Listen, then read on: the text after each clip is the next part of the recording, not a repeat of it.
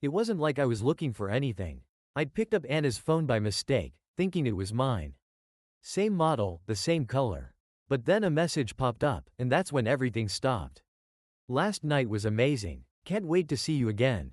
Josh. My heart didn't race. My hands didn't shake. There was no explosion of anger, no immediate surge of betrayal. Instead, a cold, creeping numbness settled in.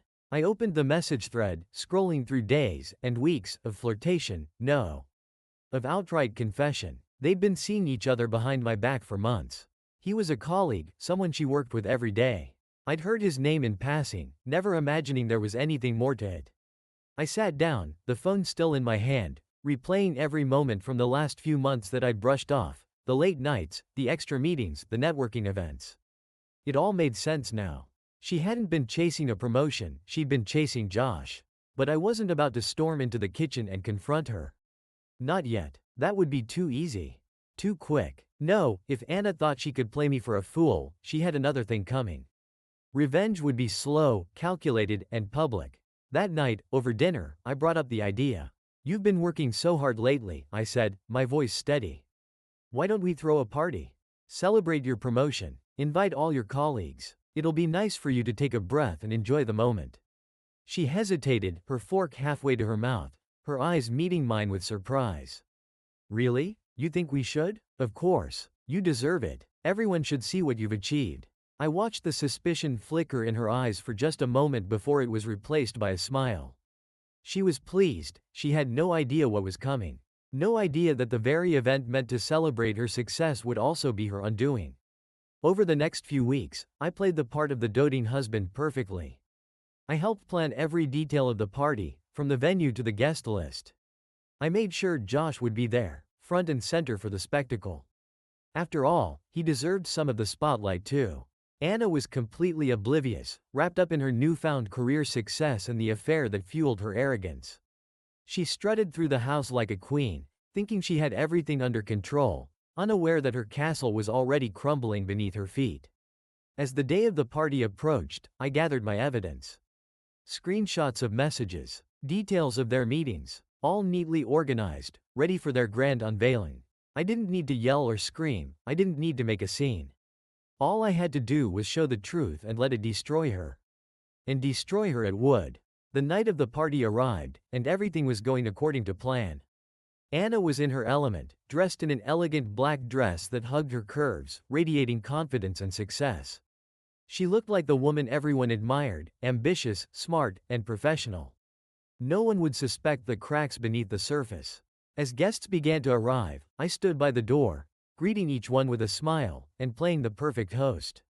I'd made sure everyone from her office was there, including Josh. He showed up a little late as if trying to avoid too much attention. His smile was casual, but I could see the guilt in his eyes. He knew what he'd done, but he had no idea what was coming.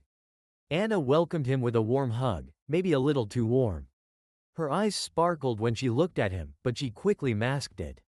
Turning back to the other guests, I pretended not to notice, playing along with the charade.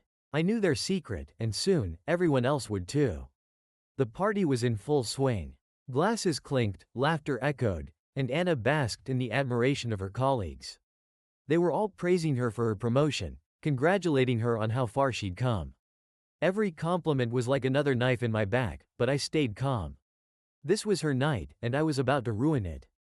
I waited for the perfect moment. I knew it had to be when all eyes were on her, when she was at the peak of her confidence.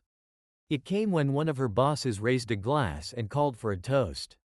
To Anna, he said, his voice booming across the room. A woman who's shown us all what hard work and determination can achieve. You've earned this, Anna, and we're all proud of you. Everyone raised their glasses, smiling at her, and she beamed with pride. It was time. I stepped forward, raising my glass as well, and the room fell silent. All eyes turned to me. To Anna, I began, keeping my voice steady. For her success, and for the ways she's achieved it. The words hung in the air for a moment, and I could see confusion ripple through the crowd. Anna's smile faltered, her eyes darting to mine, a flicker of panic crossing her face. She knew something was off, but she didn't know just how bad it was going to get. I let the silence build, watching as the tension rose in the room. Then, with a deliberate motion, I pulled my phone from my pocket and connected it to the projector we had set up for her career slideshow. The screen flickered to life, but instead of work achievements, it displayed a series of messages. At first, the guests didn't understand what they were seeing. But as I scrolled through the texts between Anna and Josh, their meaning became clear. Conversations filled with flirtation, secret meetings, and late-night encounters. The gasps from the crowd grew louder, and I could hear the whispers beginning to spread. Anna stood frozen, her face pale, her hands trembling. She didn't move, didn't say a word. She knew there was no explanation, no excuse that could save her now. I'd planned this perfectly, made sure that everything she'd hidden was laid bare for all to see. Josh, standing in the corner, looked like he wanted to disappear. His face had turned a deep shade of red, and he avoided eye contact with anyone, especially me. He knew this was as much about him as it was about her. The room had gone completely silent. No one knew what to say, no one knew how to react. They just stood there, staring at the screen, at Anna, at me. The whispers stopped. All that was left was the truth, laid bare for everyone to see. I turned to Anna, and for a moment, our eyes met. Her once confident expression was gone, replaced by sheer terror. She was no longer the queen of the night. She was just a woman who had been caught, exposed, and humiliated in front of everyone she cared about. I raised my glass one last time, my voice cutting through the stunned silence. To Anna, I repeated, and to the price of success. With that, I turned and walked away, leaving her standing there, broken and alone in the spotlight she'd craved so desperately. I left the party and stepped outside into the crisp night air, closing the door behind me. The sounds of muffled whispers and shock from inside the house faded as I walked down the driveway, the weight of what I had just done settling in. I could still feel the chill of satisfaction in my bones, but it was accompanied by a strange emptiness. The revenge I had planned for so long, the public humiliation, had played out perfectly. But now, all that was left was the silence. I didn't stop walking until I reached my car. I leaned against it, staring up at the night sky. It wasn't peaceful, it wasn't satisfying in the way I'd imagined. I knew I'd broken her, shattered the image she had built for herself. That was the plan, after all. But there was a hollow space inside me, a void that revenge hadn't filled. I stayed there for a while, thinking about how quickly everything had fallen apart. I wasn't sure if I was sad or just done. Maybe both. I glanced back at the house, where I could still see the dim lights through the windows. I imagined what it must be like inside, Anna trying to recover, trying to find words for the disaster I'd unleashed, while her colleagues avoided eye contact or made hurried exits. I pictured Josh, probably already sneaking out, avoiding the aftermath like a coward. I'd ruined them both. It should have felt like a victory. But there was no celebration. Just the cold, empty night. I wasn't ready to go back in. Not yet. I didn't want to face her. Not now, not like this. I knew what was waiting for me if I did. The tears, the apologies, the inevitable collapse of everything we had built together. But what was left to salvage? She'd betrayed me. What we had was already broken long before tonight. I pulled out my phone, wondering if I should leave, if I should just disappear into the night and let Anna deal with the wreckage alone. But before I could decide, the door creaked open, and there she was. Anna stepped out into the night, her face still pale, her eyes red and puffy from crying. She looked nothing like the confident, polished woman from earlier in the evening. Now she just looked lost, vulnerable, and shattered. "Dan," she said, her voice barely more than a whisper. "Can we talk?" I didn't answer right away. I didn't even look at her. I wasn't sure what I wanted to hear from her, if anything. But I nodded. She walked toward me, her steps slow and hesitant. For the first time, she seemed unsure of herself, unsure of what to do or say. When she finally reached me, she stopped a few feet away. We stood in silence for what felt like an eternity. She was waiting for me to say something, to break the ice, but I stayed silent. I wanted her to feel it, the weight of everything she had done, everything she had lost. "Why?" I finally asked, my voice cold and steady. "Why him? Why did this?" She opened her mouth, but no words came out. She was struggling, searching for an explanation, but there was none that would make this right. No excuse that could justify what she had done. "I don't know," she finally said, her voice trembling. "It just happened. I didn't mean to hurt you, Dan." I scoffed at that. "You didn't mean to hurt me? Anna, you destroyed everything." Tears welled up in her eyes again, and she took a step closer, reaching out as if she wanted to touch me, but I stepped back, avoiding her hand. I wasn't ready for her apologies. I wasn't ready to forgive. If anything, I wasn't sure if I ever would be. I was stupid, she continued, her voice breaking. I didn't think. It was a mistake. Mistake? I repeated, my voice rising slightly. A mistake is something you do once, Anna. This wasn't a mistake. This was a choice. Over and over again, you chose to betray me. She crumbled, covering her face with her hands as she sobbed quietly in front of me. I wanted to feel something for her in that moment, anger, sympathy, anything, but I just felt numb. There was nothing left inside me to give. I had already lost everything when I discovered the truth. I don't know what you want me to say, she whispered through her tears. I don't know how to fix this. I shook my head. You can't fix this. Not now. For the first time, she seemed to understand the finality of what I was saying. Her sobs grew quieter, and she lowered her hands, looking at me with hollow, pleading eyes. What do we do now? She asked, her voice so soft it was almost inaudible. I didn't have an answer for her. Part of me wanted to walk away, to leave her standing there in the dark, alone with her regret. Another part of me wanted to scream at her, to make her feel the full weight of the pain she had caused. But in the end, I just stood there, staring at the woman I had once loved, the woman who had betrayed me, and I said nothing. Because there was nothing left to say. The days after the party passed like a blur. Anna didn't come home that night. And I didn't ask where she went. I wasn't ready to face her again, and maybe she felt the same. We both needed time. Time to let the dust settle. Time to figure out where we stood after the wreckage. But the silence between us was deafening, stretching across the empty spaces in our house like a void that couldn't be filled. Her colleagues had started talking. I knew that much. News of the party spread through her office like wildfire. Everyone knew about the affair now, and Anna's reputation was in freefall. I heard whispers from mutual friends, people who worked in the same circles, telling me that she'd been called into HR for a discussion. It wasn't official, but the damage had been done. Her promotion was on thin ice, and so was her career. Josh had gone completely silent. I'm sure he was just as panicked as Anna, trying to figure out how to salvage his own reputation. From what I heard, he'd taken a few sick days, hoping to avoid the storm. But there was no escaping it. In the corporate world, rumors like this spread fast and stick harder than the truth. I wasn't thinking about Josh much, though. My thoughts were consumed with Anna, what she had done, and what it meant for us. Every time I closed my eyes, I saw that moment at the party. Her face was frozen in shock, as the truth flashed on the screen for everyone to see. I replayed it over and over, but I didn't get any satisfaction from it anymore. I just felt tired, like I had spent all my energy on revenge and now there was nothing left. A week after the party, she finally came home. It was late, the house was dark, and I was sitting at the kitchen table, staring blankly at a half-finished glass of whiskey. I heard her key in the door, and for a moment, I wondered if she'd actually come back or if she was just grabbing her things. Part of me had expected her to leave for good. She walked in, her footsteps soft and hesitant, as if she didn't want to wake me, even though she knew I'd be up. I didn't look at her, just kept my eyes on the glass in front of me. She didn't say anything for a long time, and the silence between us stretched out like it had that night outside. Finally, she spoke. "Dan," she said softly, her voice fragile.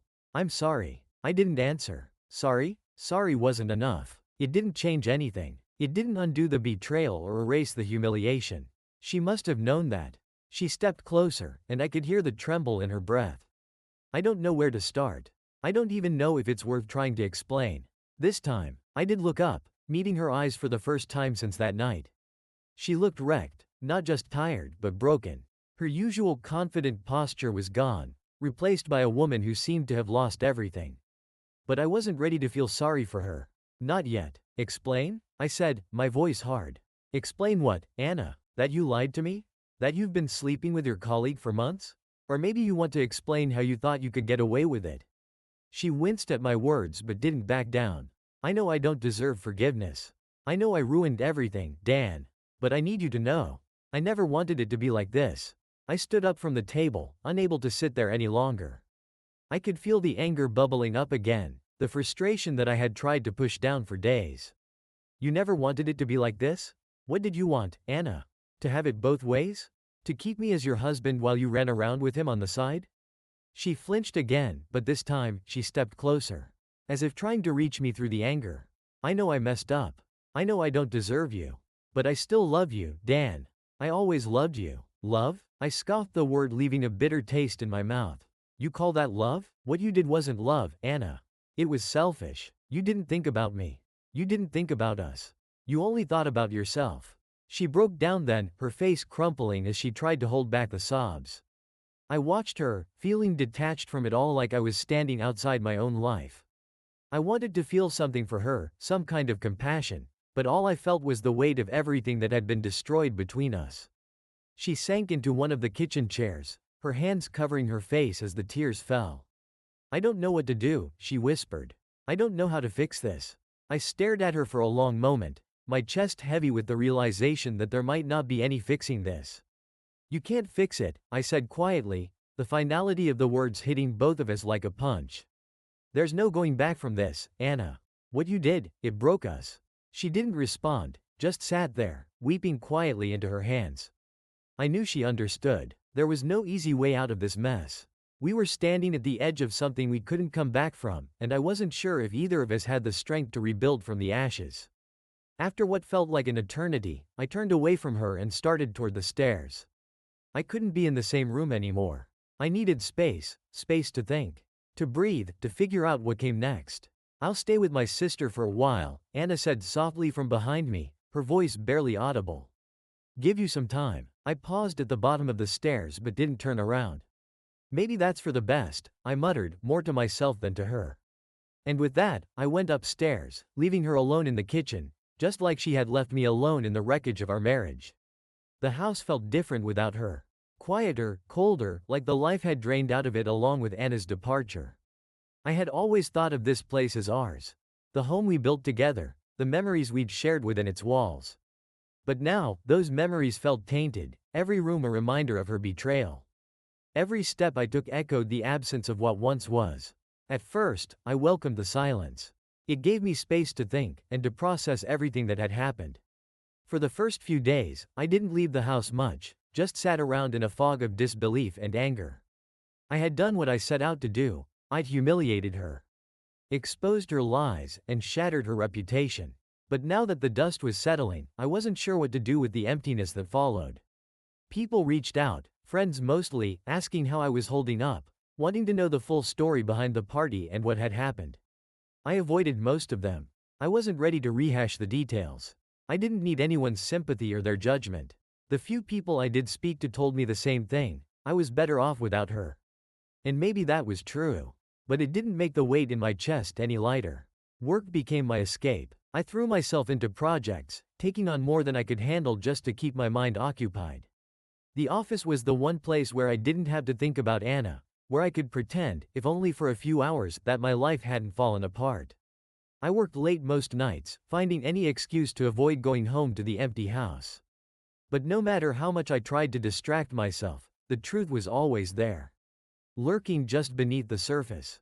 I missed her. As much as I hated to admit it, as much as I wanted to cling to the anger, I couldn't shake the feeling of loss. The woman I had loved for so many years, the life we had built together, it was all gone. And for what? A fling? A stupid, reckless affair with a man who didn't matter. I thought about contacting her a few times, but I always stopped myself. What would I even say? There was no going back, no fixing what she had done. She had made her choice. And I had made mine. We were broken, and there was no easy way to piece us back together. A few weeks passed, and then one day, I got a call from Anna's sister, Rachel. I hadn't spoken to her much since everything had happened, but I knew she had been taking care of Anna, giving her a place to stay while we figured things out. When I saw her name flash on my phone, I almost didn't answer. But something told me I needed to hear what she had to say. Dan, hey, Rachel's voice was soft, cautious. I hope I'm not bothering you. No, it's fine, I said, though I wasn't sure if that was true. What's up? I wanted to talk to you about Anna. She's really not doing well. I didn't say anything at first. Part of me didn't care how she was doing. She'd brought this on herself, after all. But another part of me, the part that still remembered the woman I had once loved, felt a pang of concern. She's been staying with me since the party, Rachel continued, but it's like she's completely shut down. She barely eats, she doesn't sleep. She just sits there. I'm worried about her, Dan. I clenched my jaw, trying to push back the emotions her words stirred up. I don't know what you expect me to do, Rachel. She made her choice. I know, Rachel said quickly. I'm not asking you to forgive her. But maybe you should talk to her. She's broken, Dan. She knows what she did was wrong, and she's paying for it every day. I think she just needs to hear something from you, even if it's closure. Closure. The word hung in the air like a weight. Was that what I needed, too? Was that why I couldn't shake the feeling of unfinished business between us? I'll think about it, I finally said, my voice tight. Rachel sighed, relief evident in her tone. Thank you, Dan. I know this is hard, but I think it'll help both of you. We hung up, and I sat there staring at my phone, wondering what I was supposed to do next. Talking to Anna seemed like the last thing I wanted, but maybe Rachel was right. Maybe we needed to face each other one last time, not to fix things, but to let go. A few more days passed before I finally worked up the nerve to see her. I called Rachel, letting her know I was coming over, and she agreed to give us some space, leaving the house before I arrived. The drive over was tense, my mind ran in circles, replaying everything I wanted to say to Anna, every question I still had, every emotion I'd been holding back. When I arrived, I sat in the car for a few minutes, staring at the front door. This was it, the moment I would confront the woman who had shattered my life. I wasn't sure if I was ready, but I knew I couldn't avoid it any longer. I knocked on the door, and after a few moments, Anna opened it. She looked different, thinner, paler, her eyes hollowed from exhaustion. She wasn't the vibrant, confident woman I remembered. She looked lost. Dan, she said quietly, stepping aside to let me in. I nodded, walking past her into the small living room. It felt strange being in someone else's space, surrounded by reminders of her new life without me. But I wasn't here for comfort. I was here for answers. We sat down, facing each other across the coffee table. For a long time, neither of us spoke. The silence was heavy, filled with everything we weren't saying. Finally, Anna broke the tension. I'm sorry, she said, her voice trembling. I know I've said it before, but I need you to know. I'm so sorry, Dan. I didn't respond right away. I had heard her apologies before, but this time, they felt different. She wasn't trying to make excuses or explain away her actions. She was just apologizing. I don't know why I did it, she continued, tears welling up in her eyes. I don't even know what I was thinking. I destroyed everything, and I don't know how to live with that. I leaned forward, resting my elbows on my knees. You didn't think about me. About us. You only thought about yourself, Anna. And now we're both paying for it. She nodded, wiping away the tears that had begun to fall. I know. And I'll never forgive myself for it. I know I hurt you more than I can ever make up for. The room fell silent again, and I could feel the weight of her words sinking in. This wasn't just about revenge anymore. It wasn't about the party or the affair. It was about the end of something much bigger, the life we had built together, the trust we had shared. I don't think I can forgive you, I finally said, my voice low but steady. But I also can't keep holding on to this anger forever.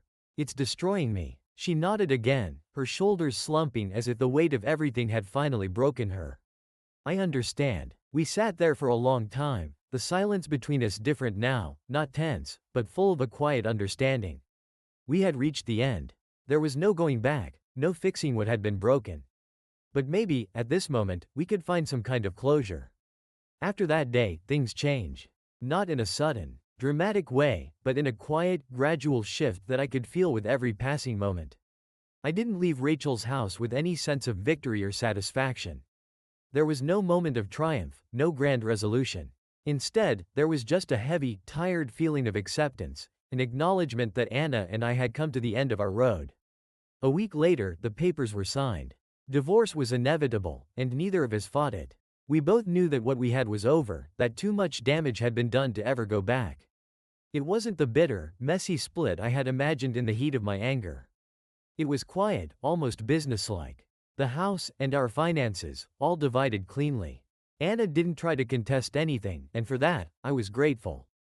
It was as if we both understood that there was no point in dragging it out. After signing the papers, I took a long walk through the neighborhood, thinking about everything that had led me to this point. The sun was setting, casting a soft orange glow over the streets. I hadn't really had time to process the end of my marriage, not in any meaningful way. My mind had been so focused on the anger, the betrayal, the revenge. And now that all of that was behind me, I was left with the quiet realization that I was starting over. I didn't know what that looked like yet. Starting over. It seemed like such a foreign concept to me, like something that happened to other people but not to me. I had always imagined my life with Anna, that we would grow old together, build a future, and raise a family. But now, that future was gone, and I was left staring into the unknown. Part of me felt scared. The other part felt free. In the following weeks, I settled into a new routine.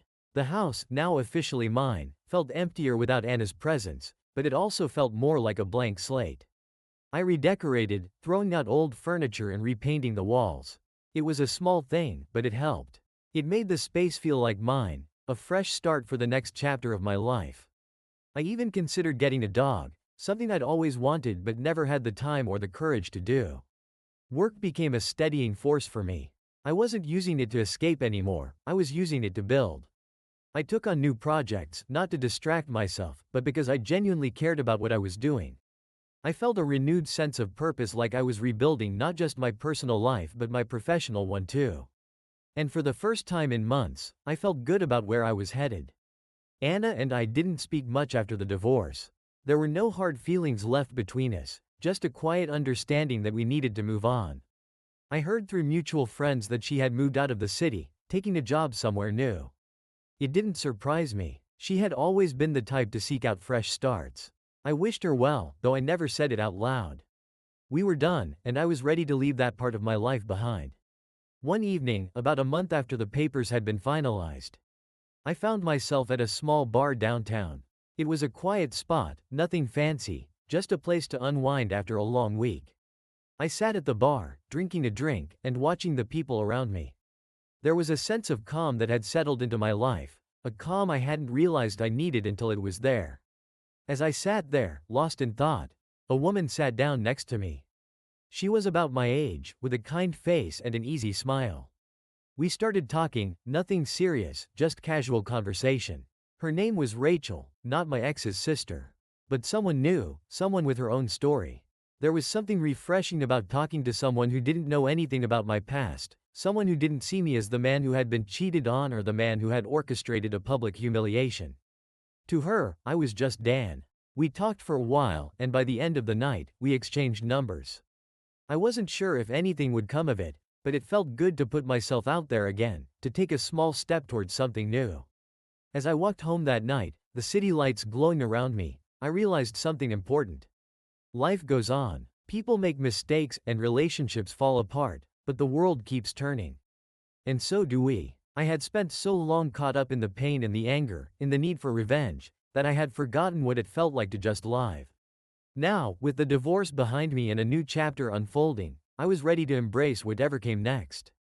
I didn't know where I was headed, and that was okay. For the first time in a long time, I felt like I had control over my life again. The future was unwritten, but this time, I was the one holding the pen. And that, I realized, was enough. Weeks passed, and I found myself gradually adjusting to my new reality. The pain of the betrayal, the anger, and the resentment had faded to a dull ache that I could mostly ignore. It wasn't completely gone, but it was manageable. I filled my days with work, hobbies, and reconnecting with old friends. Things I think you should know. If you're willing, let's meet. You pick the time and place. My first reaction was to ignore it, to leave it in the past where it belonged. But there was something about the tone of her message, a vulnerability that I hadn't heard from her before. For days, I debated whether or not to respond, but in the end, my curiosity won out. I needed closure, and perhaps this was the final chapter I hadn't yet written. We agreed to meet at a small cafe on the other side of town. A neutral place where we could talk without the weight of our shared history looming over us. As I sat waiting for her to arrive, I wondered what she could possibly say that hadn't already been said. What more was there to know? When Anna walked in, I almost didn't recognize her. She looked tired, worn down in a way I hadn't seen before. Gone was the confident woman I'd known, replaced by someone who seemed to carry the weight of her decisions on her shoulders. As she sat down across from me, there was an awkward silence, neither of us quite knowing how to begin. Thanks for agreeing to meet, she said finally, her voice soft. I wasn't sure if you would. I nodded, not really knowing what to say. I wasn't sure either. Anna glanced down at the table as if gathering her thoughts. I've been doing a lot of thinking since everything happened. About us, about what I did. I know I hurt you, Dan. More than I ever thought possible. And I know saying sorry doesn't change anything. I've heard the apology before, Anna, I said, my tone more blunt than I intended. What's left to say? She sighed, running a hand through her hair. It's not about apologies. It's about why I did it. I don't expect you to forgive me, but I owe you an explanation. I leaned back in my chair, crossing my arms.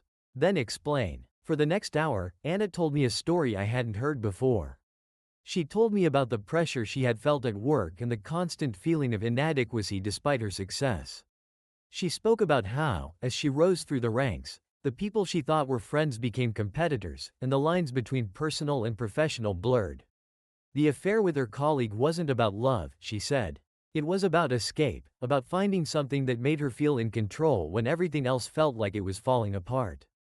I'm not making excuses, she said, her eyes filled with regret. I know I made the wrong choice, and I know it cost me everything. But I need you to understand. Dan, it wasn't about you. It was never about you.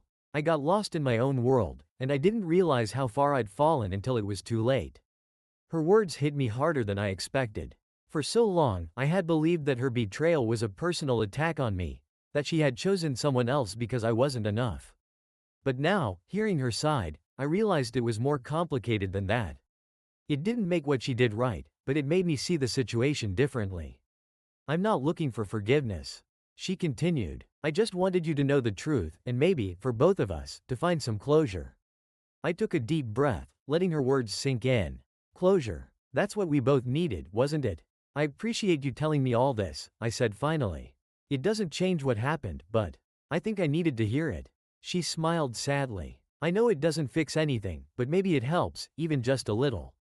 We sat there for a while longer, not saying much, just letting the weight of everything hang in the air between us.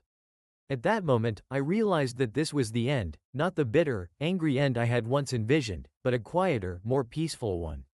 We were both moving on, in our own ways. As we parted ways outside the cafe, I didn't feel the need to look back. This chapter of my life was over, and it was time to start writing the next one. The conversation with Anna was a turning point. After hearing her side, I felt lighter, like a burden had been lifted from my shoulders. I wasn't carrying the weight of the betrayal anymore. I wasn't consumed by anger or revenge. I was just free. With the divorce finalized and the past behind me, I finally felt like I could focus on what mattered most, my future. I threw myself into work, but not as a distraction this time. I was passionate about my projects and genuinely excited about the opportunities ahead. For the first time in a long time, I felt like I was in control of my life, like I was building something new, something that was entirely mine. I also started to open myself up to new possibilities. I didn't rush into dating, but I didn't close myself off to it either. I spent more time with friends, reconnecting with people I had lost touch with over the years. Slowly but surely, I began to rediscover parts of myself that I had forgotten.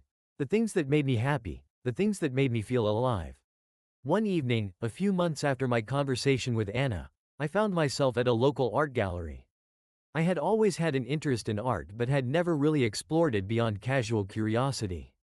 That night, I decided to take the plunge and attend an exhibit, just to see what it was all about. As I wandered through the gallery, admiring the paintings and sculptures, I noticed someone standing in front of a particularly striking piece. It was Rachel, the woman I had met at the bar that night. She was studying the painting with a thoughtful expression, completely unaware of my presence. I approached her, feeling a sense of déjà vu. I didn't expect to see you here. She turned, a surprised smile spreading across her face. Dan, it's good to see you. We started talking, picking up where we had left off months ago. As the evening went on, I found myself drawn to her, not in the way I had been with Anna, but in a different, more genuine way. There was no pressure, no expectations. Just two people enjoying each other's company. By the end of the night, we exchanged numbers again, and this time, I felt ready. Ready to take the next step, ready to see where this new connection might lead. As I walked home, I realized that life had a funny way of working out.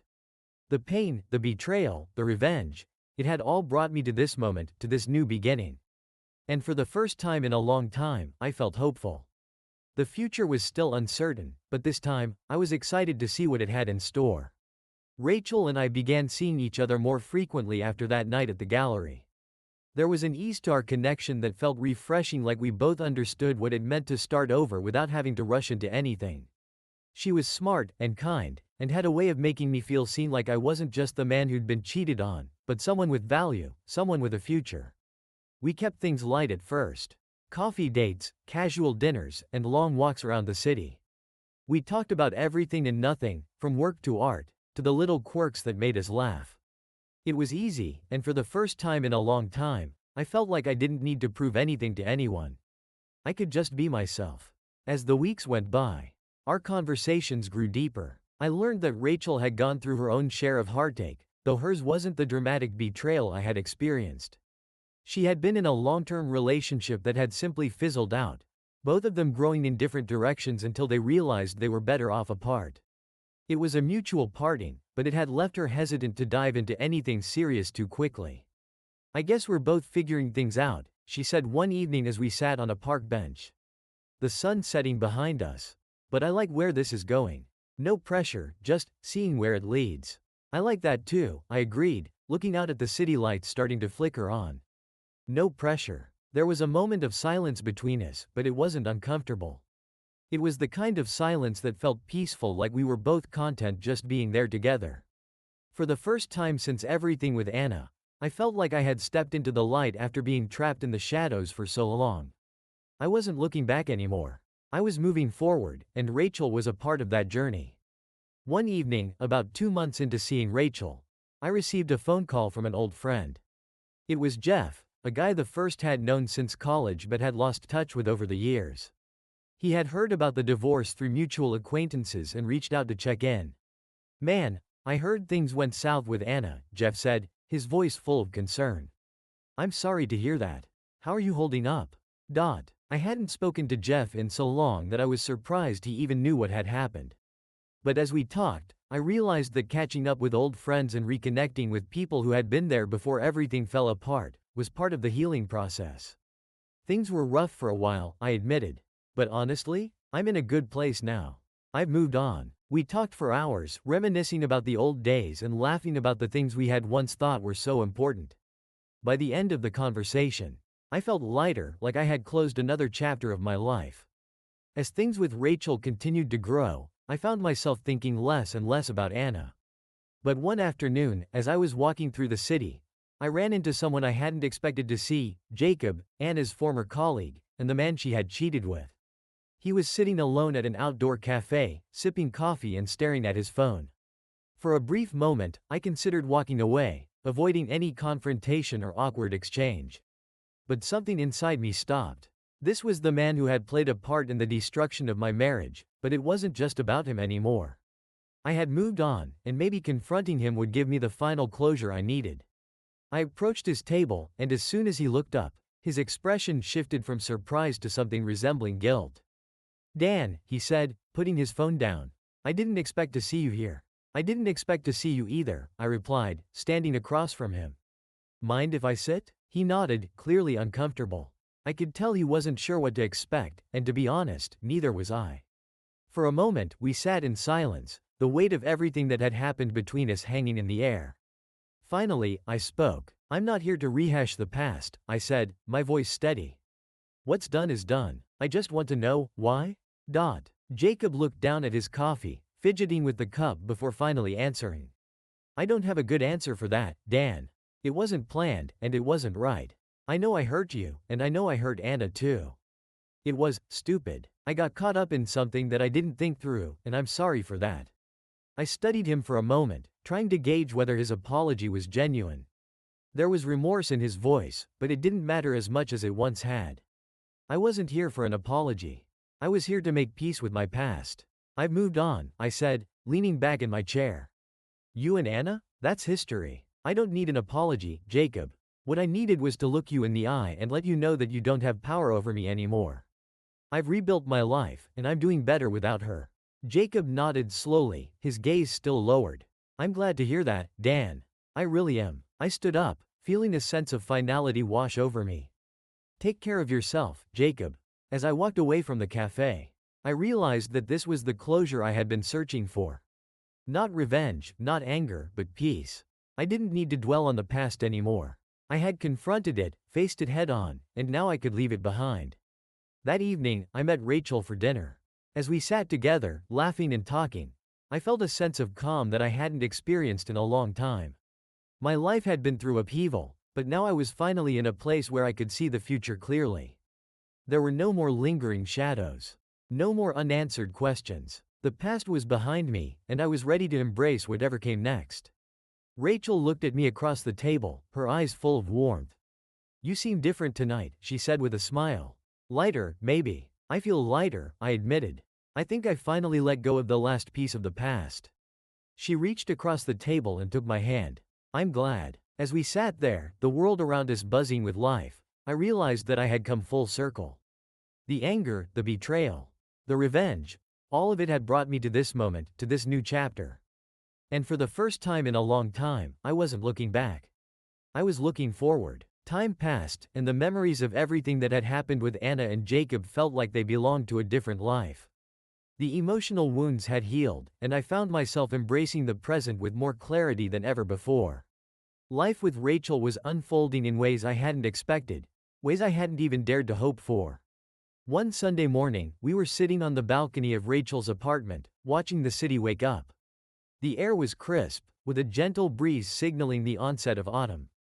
We had spent the night talking about our future, not in any concrete terms, but about possibilities, where we might travel, what projects we were working on, things that we wanted to accomplish together and separately.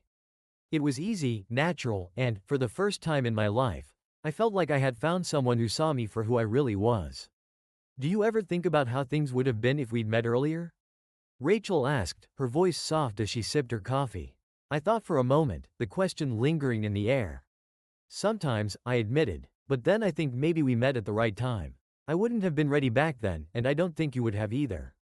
She smiled, nodding. "Yeah, I think you're right. Life has a funny way of working out that way." We sat in comfortable silence, enjoying the calm of the morning. But there was something different about today, a kind of quiet understanding that something was shifting between us. We had been seeing each other for nearly a year, and though neither of us had rushed into anything, it was clear we were both thinking about the next step. Rachel's lease was coming up, and we had casually talked about what it would be like if we lived together. Nothing had been set in stone, but it was there, hovering between us. As I looked over at her, the sunlight catching her hair, I felt a wave of certainty wash over me. The fear and hesitation that had once plagued me were gone. I wasn't that man anymore, the one who needed to prove himself or seek revenge to feel validated. I had grown, and now I was ready to build something new. "Rachel," I said, setting down my coffee. "I've been thinking." She turned to me, curious. "About what?" "About us," I said, my heart steady, sure of what I was about to say. "I don't want to just see where this goes anymore. I know where I wanted to go. I'm ready to take the next step with you."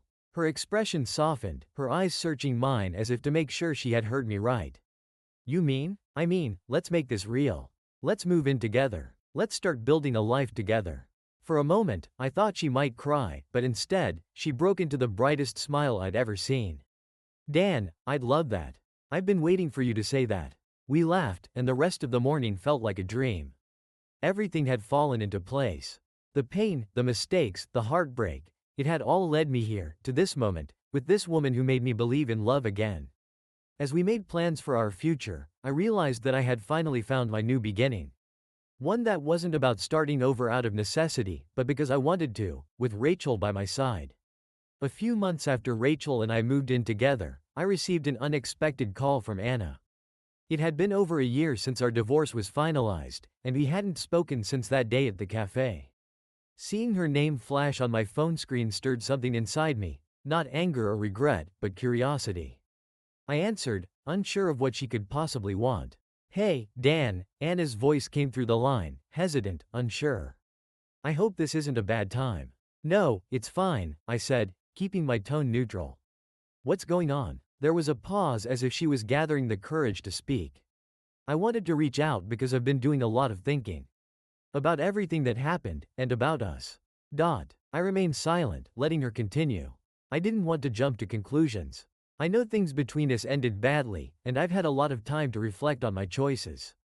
I've been in therapy, and I've worked through a lot of my issues.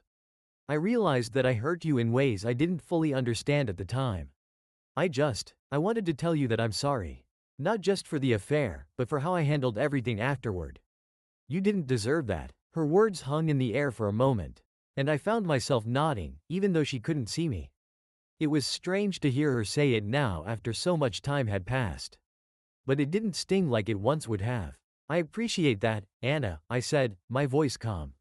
I've moved on, and I'm in a much better place now. I hope you are too. I am, she said quietly. It's taken a lot of work, but I'm finally getting there. I don't expect anything from you, Dan. I just wanted to say my piece. There was a brief silence between us. But it wasn't uncomfortable. It felt like the last piece of a puzzle falling into place. The final goodbye to a chapter of my life that I had long since moved on from. I'm glad you're doing better, I said honestly. We both made mistakes, but we've both learned from them too. I think that's all we can ask for. Anna exhaled, and I could hear the relief in her voice. Thank you, Dan. I wish you the best, really.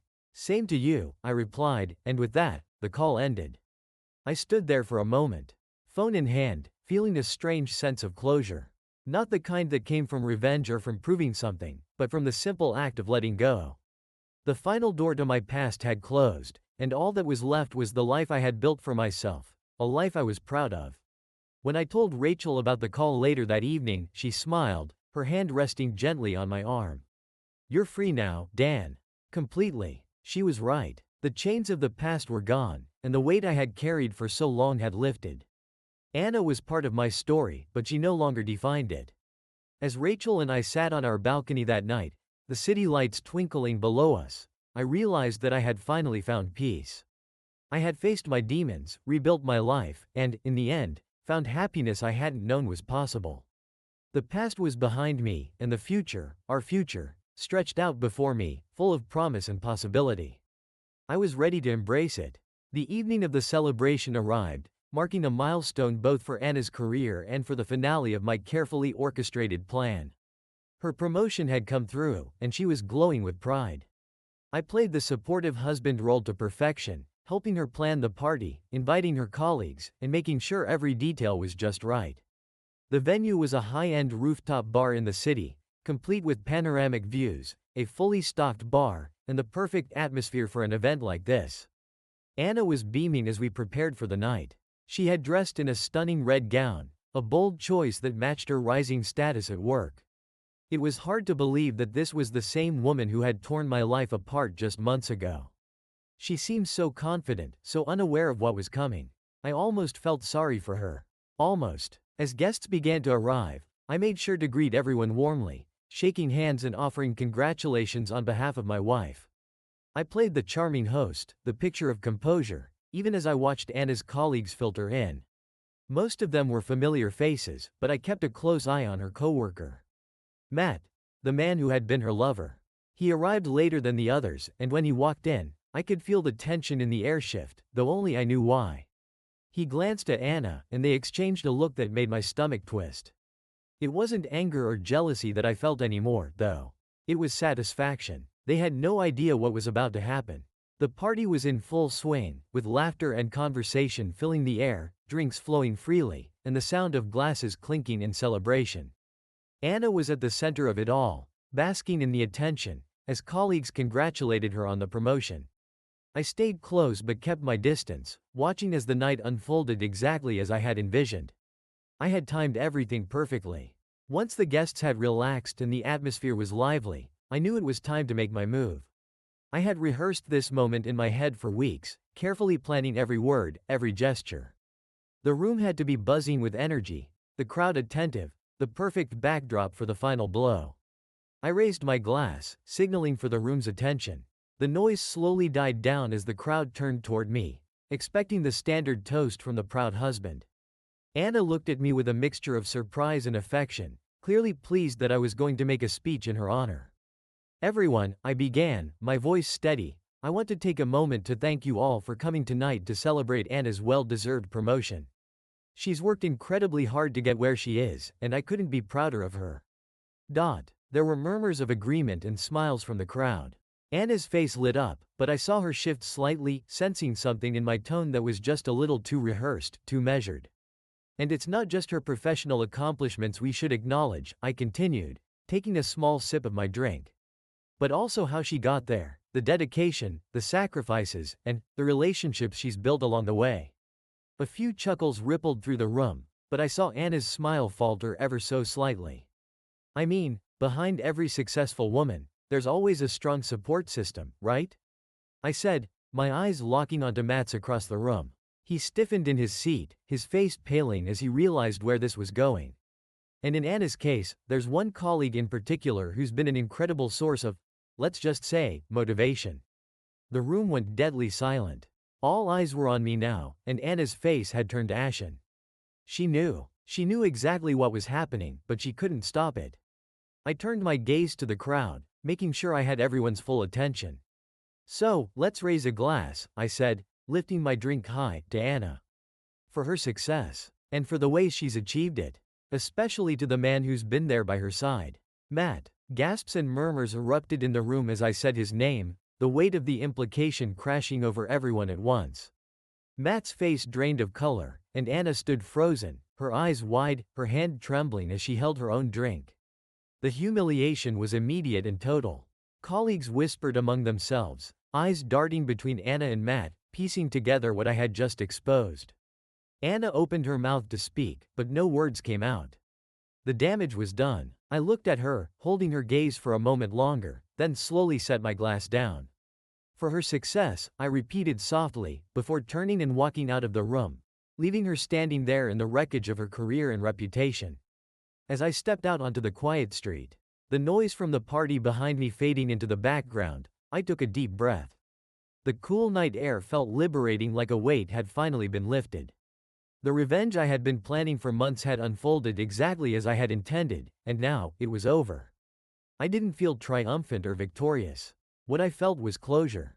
For the first time in a long time, I could finally walk away, leaving the past where it belonged, in ruins behind me. The morning after the party, I woke up feeling oddly calm. The whirlwind of the previous night played through my mind, but instead of the satisfaction I'd expected, there was a strange stillness. It was over. The plan I had nurtured for so long had been executed flawlessly. Anna's humiliation was complete, her affair with Matt publicly exposed, and her reputation shattered. I had done what I set out to do, but now that it was finished, I was left with an unsettling question: what now? I got out of bed and made my way to the kitchen, the early sunlight streaming through the windows. The city was waking up, but I felt removed from it all, as though I was living in the aftershock of some great event. I poured myself a cup of coffee and leaned against the counter, staring out at the skyline. My phone buzzed on the counter, a text from Rachel.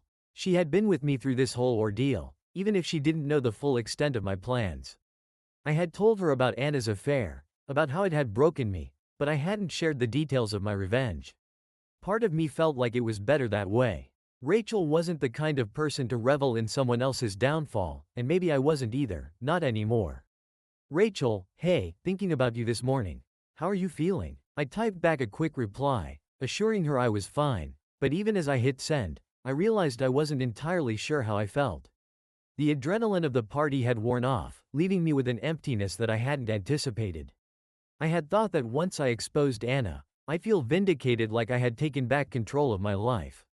But now, standing in the quiet of my apartment, I realized that revenge wasn't the closure I had hoped for. I took another sip of coffee, letting the warmth settle inside me. The truth was, Anna's downfall hadn't brought me the peace I'd been searching for.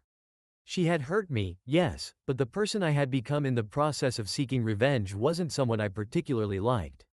I had spent so much energy plotting, scheming, and waiting for the perfect moment to destroy her, and now that it was done, I was left wondering if any of it had been worth it. I didn't hate Anna anymore. In fact, I wasn't sure I had ever truly hated her. I had been angry, betrayed, humiliated, but hate? That was too strong a word. She had made terrible choices, but so had I. The difference was that I had chosen to weaponize those choices, to turn them into something I could use to punish her. And now that the punishment was complete, I felt hollow. The doorbell rang, pulling me out of my thoughts. I set my coffee down and walked to the door, opening it to find Rachel standing there, concern etched across her face. "Hey," she said softly, stepping inside. "I thought I'd come by and check on you." I smiled, though it didn't quite reach my eyes. "Thanks. I'm glad you did." She wrapped her arms around me, and for a moment, I just stood there, letting her warmth anchor me. Rachel had been my steady presence through everything, and now that the storm had passed, I realized just how much I needed her, not just to get through the aftermath of Anna's betrayal, but to help me rebuild whatever came next. "Do you want to talk about it?" she asked, pulling back to look at me. I hesitated. Did I? I wasn't sure, but I knew that keeping it all bottled up wouldn't help either. "I exposed her last night," I said finally. "In front of all her colleagues. I told everyone about her affair with Matt." Rachel's eyes widened slightly, but she didn't judge me. She just listened, waiting for me to continue. "I thought it would feel good," I admitted, running a hand through my hair. "I thought once I humiliated her the way she humiliated me, I'd feel free. But now I'm just tired." Rachel took my hand, her thumb gently tracing circles on my palm. "Revenge is tricky like that," she said softly. "It never really gives you what you're looking for, because it doesn't heal the wounds. It just masks them." I nodded, knowing she was right. All the time I'd spent plotting against Anna had distracted me from the real work, the work of healing, of moving on. I hadn't wanted to confront the pain, so I had turned it into a weapon, thinking that if I could hurt her the way she hurt me, it would somehow balance the scales. "I don't know what to do now," I confessed. "I thought this would bring closure, but it just feels empty." Rachel squeezed my hand. "Maybe now you can start focusing on yourself, on what you want for your future, instead of dwelling on the past." I looked at her, really looked at her, and in that moment, I realized that my future wasn't about Anna, or Matt, or anyone else. It was about me, about Rachel, about the life I could build from here if I was willing to let go of the past. "I think you're right," I said quietly. "It's time to let it go." She smiled, a soft, understanding smile that made me feel like maybe, just maybe, everything was going to be okay. We spent the rest of the day together, talking about the future, about travel plans, about new projects, about the simple joys of everyday life that I had lost sight of in my obsession with revenge. By the time evening rolled around, I felt lighter, as though a weight I hadn't even realized I was carrying had finally been lifted. That night, as I lay in bed beside Rachel, I thought about the man I had become over the past year. I had let anger and bitterness consume me, and while it had fueled my desire for revenge, it hadn't made me happy. It hadn't brought the peace I had been searching for. But now, with Rachel by my side and the ghosts of the past behind me, I felt like I had a chance to start over. It wouldn't be easy. Letting go of the pain, the betrayal, and the desire for retribution would take time. But for the first time in a long time, I felt hopeful. And that was enough. The chapter of my life that had been dominated by Anna was over. What came next was up to me, and this time, I was determined to build something better, something real.